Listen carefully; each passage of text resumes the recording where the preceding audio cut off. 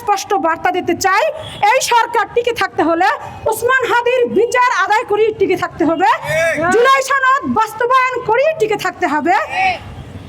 দিল্লির তাবেদারি করে ফ্রাউসিনা টিকতে পারে নাই, আপনারাও পারবেন না।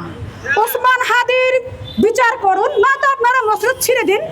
ইউনূস সরকার বেঈমানি করে গেছে ওসমান হাদির রক্তের সাথে। আপনারাও যদি সেইটা মনে করেন যে বেঈমানি করে 5 বছর টিকে থাকবেন, এটা বাংলাদেশের আপামর জনগণ মেনে নিবে না। আর আমি আপনাদেরকে আজকে এই সমাবেশের মাধ্যমে জানাতে চাই, আমাকে যদি গুলি করে মেরে ফেলা হয়, আমাকে গুলি করবে শুধু একটা কারণে, যাতে আওয়াজটা বন্ধ হয়ে যায়। আমাকে নিয়ে সর্বোচ্চ 3 থেকে 4 জন সরে যাবেন।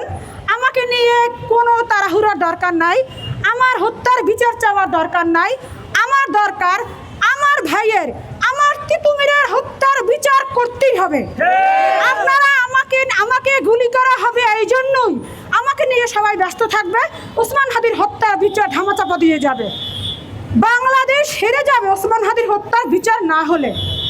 নতুন প্রজন্ম রাজনীতিতে আসবে না, মেধাবীরা রাজনীতিতে আসবে না। ওসমান হাদি শিখিয়ে গেছে মেধাবীরা কিভাবে রাজনীতি করবে।